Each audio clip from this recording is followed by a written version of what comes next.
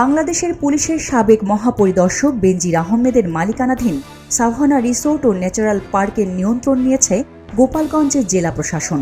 এই সম্পদের রক্ষণাবেক্ষণ ও ব্যবস্থাপনার দায়িত্ব এখন থেকে প্রশাসনই পালন করবে বলে কর্মকর্তারা জানিয়েছেন।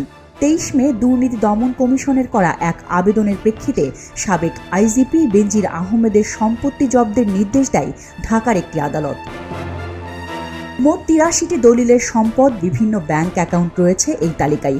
এমনকি কক্সবাজারের একটি প্রপার্টিও রয়েছে, জানিয়েছেন দুদকের আইনজীবী খুরশিদ আলম খান।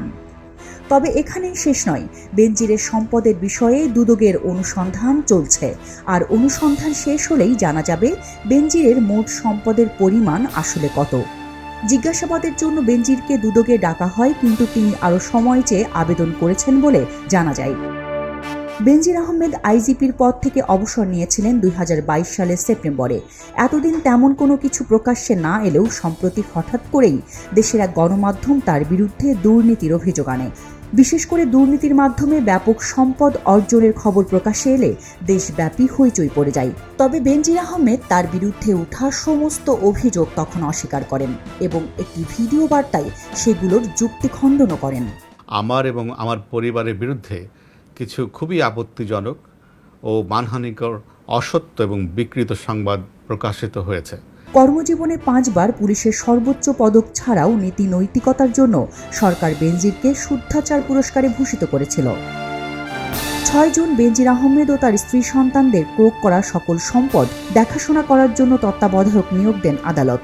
তবে কোন সম্পদ কারা দেখাশোনা করবে সেটা জানা যাবে আদালতের পূর্ণাঙ্গ আদেশ এলেই। কিন্তু প্রশ্ন হলো, বেনজিরের এসব সম্পত্তির ভবিষ্যৎ কী?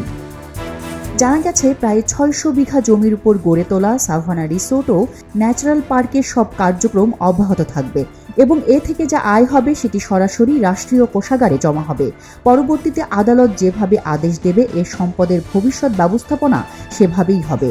পরবর্তী অন্য কোনো নির্দেশ না আসা পর্যন্ত এই সম্পদ জব্দ অবস্থাতেই থাকবে। চন্দনা বিশ্বাস, খবরের কাগজ। এলো মুক্ত চিন্তার স্বাধীন দৈনিক খবরের কাগজ। এখন খবর হবে নিখাত, নির্ভীক, নিরপেক্ষ।